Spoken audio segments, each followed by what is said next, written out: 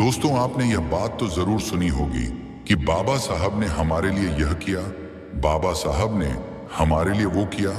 बाबा साहब ने इतने संघर्ष सहे, इतना अपमान झेला, लेकिन कभी झुके नहीं, कभी डरे नहीं। लेकिन क्या आपने कभी सोचा है कि बाबा साहब के सामने सबसे बड़ी दीवार कौन थी? कौन था वो इंसान जो बार बार उनकी राह में रोड़े अटकाता रहा? कौन था उनका सबसे कट्टर दुश्मन? तो घबराइए मत, आज इस वीडियो में हम उसी सच का पर्दाफाश करेंगे कि डॉक्टर भीमराव अंबेडकर का सबसे बड़ा विरोधी कौन था। और ये विरोध सिर्फ समाज से नहीं बल्कि सत्ता के शीर्ष से था। वीडियो शुरू करने से पहले अगर आप इसे पूरा नहीं देखना चाहते तो अभी छोड़ दीजिए, क्योंकि आधी जानकारी हमेशा अंधेरा फैलाती है।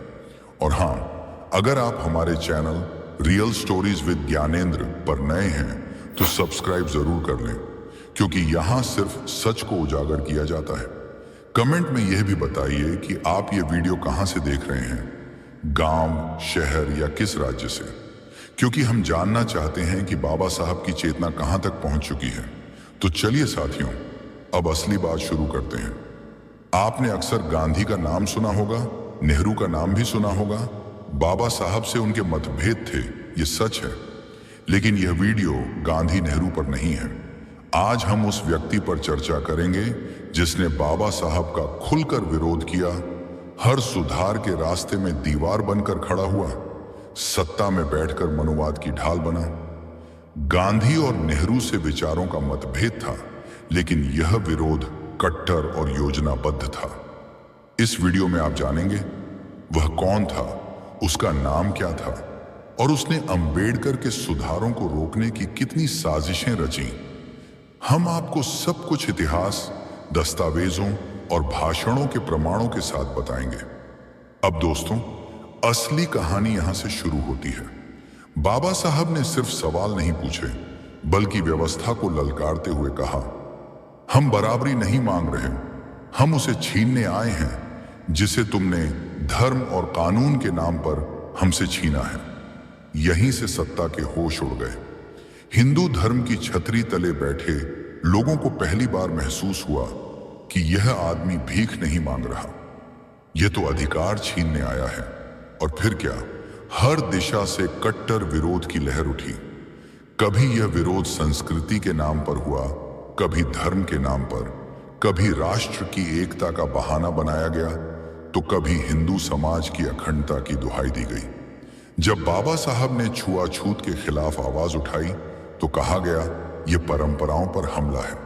जब उन्होंने मनुस्मृति जलाई तो कहा गया धार्मिक भावनाएं आहत हुई। जब उन्होंने दलितों को प्रतिनिधित्व देने की मांग की तो डर फैलाया गया कि देश टूट जाएगा। और जब उन्होंने महिलाओं को बराबरी देने का प्रयास किया तो संसद में आवाज आई, यह तो हिंदू धर्म को नष्ट करने की साजिश है। अब सोचो भाई, जिस समाज में लड़की को बचपन से यह सिखाया जाता था कि तू पराया धन है, उसी समाज के सामने बाबा साहब ने आईना रख दिया। समाज और सत्ता दोनों तिलमिला उठे। जिन्होंने हजारों साल तक शूद्रों को जमीन से नीचे रखा, वे बाबा साहब को अत्यधिक क्रांतिकारी कहने लगे। अरे भाई, तुम्हारी चुप्पी ही सबसे बड़ा षड्यंत्र थी। और अंबेडकर की आवाज उसका पर्दाफाश। बाबा साहब ने जब संविधान बनाया तो सिर्फ कानून नहीं लिखा, बल्कि एक नई सोच, एक नई व्यवस्था और मनुवाद के खिलाफ एक ऐतिहासिक विद्रोह दर्ज किया। लेकिन क्या व्यवस्था इतनी आसानी से ढह जाती? नहीं।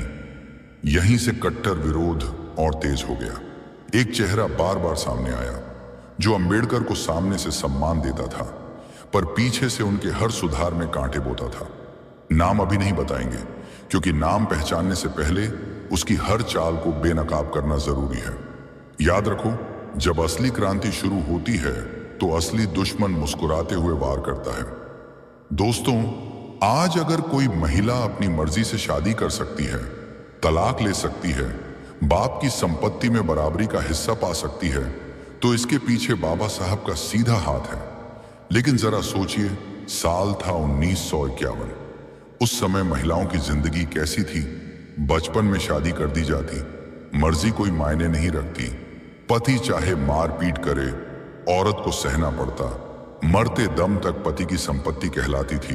तलाक की सोच भी गुनाह मानी जाती। बाबा साहब ने यह सब देखकर कहा, यह इंसाफ नहीं, औरत को भी इंसान समझो, उसे भी वही अधिकार मिलने चाहिए जो पुरुषों को मिलते हैं। फिर उन्होंने संसद में कानून पेश किया, हिंदू कोड बिल।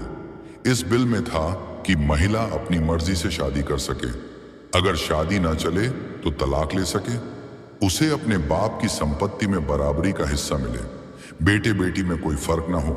अब सोचो भाई, जिस समाज में औरत को सिर्फ चूल्हा चौका और पराया धन माना जाता था, वहीं बाबा साहब ने कहा, औरत अब सिर झुकाकर नहीं, सीना तान कर चलेगी। सत्ता में बैठे लोग भड़क गए।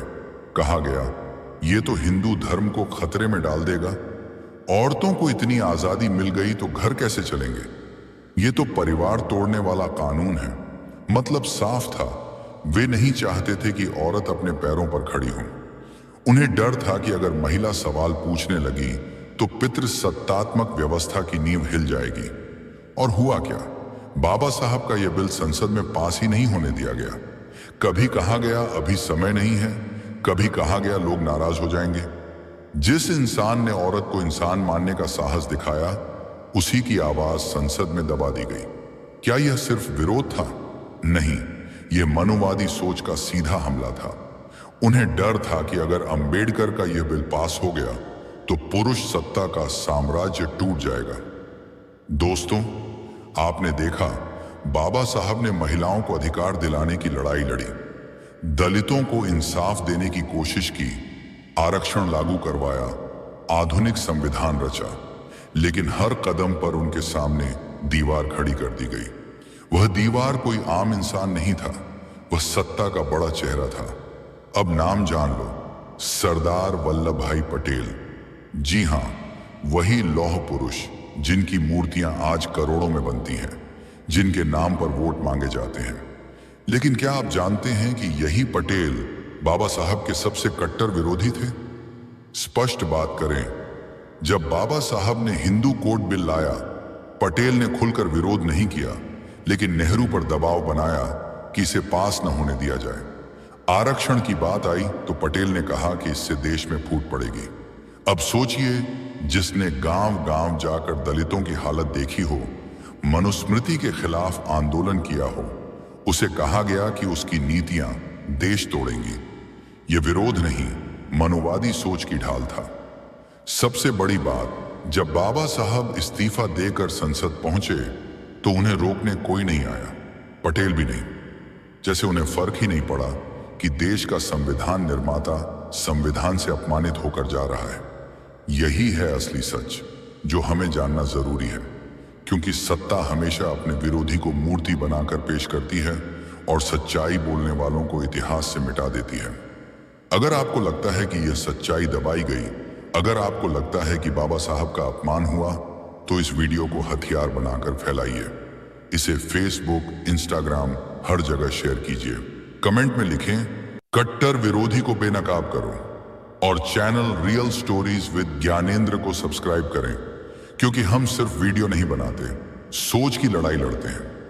आज अगर आप चुप रहे तो कल आपकी कहानी भी कोई और लिखेगा और उसमें आपका नाम नहीं होगा। जय भीम। संगठित रहो, शिक्षित बनो, संघर्ष करो।